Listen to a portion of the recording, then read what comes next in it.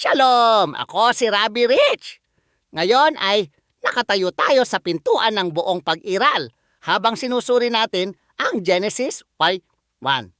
Ang titulong Hebreo para sa aklat na ito ay Bereshit na ang ibig sabihin ay sa simula. Ang mga pambungad na salitang ito ang pinto sa lahat ng bagay. Kung hindi tayo maniniwala sa Diyos bilang tagapaglikha, ang natitirang bahagi ng kanyang salita ay mawawalan ng pundasyon para sa atin. Ang pagiging tagapaglikha ay nangangahulugan na walang-wala talaga. At pagkatapos, sa pamamagitan ng kanyang kapangyarihan, nagkaroon ng lahat.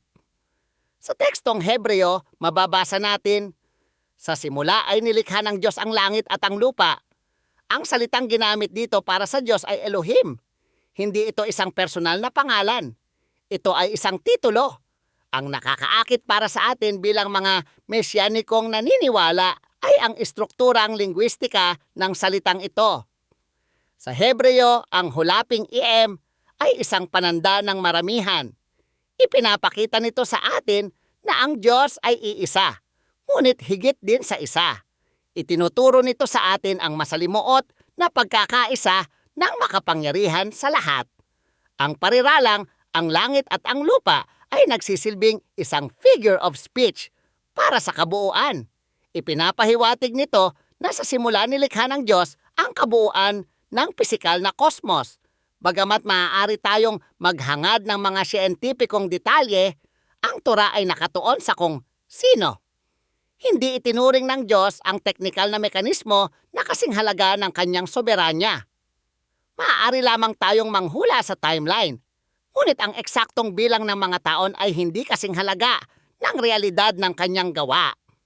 Ang paniniwala sa talatang ito ay mahalaga dahil itinatatag nito na hindi tayo narito nang hindi sinasadya. Tayo ay sinasadyang likha ng isang makapangyarihang tagapagdisenyo. Habang nakikibahagi ka sa pag-aaral na ito, tandaan na ang iyong pag-unlad ay bahagi ng isang mas malaking paglalakbay.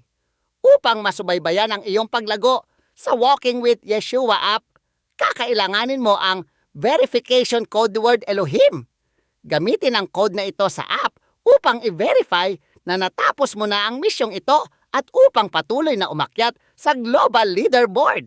Naway bantayan kayo at ingatan ng tagapaglikha ng langit at lupa. Naway magningning ang kanyang mukha sa inyo habang hinahanap ninyo ang kanyang katotohanan. Shalom! At inaabangan ko ang ating susunod na pag-aral ng magkakasama.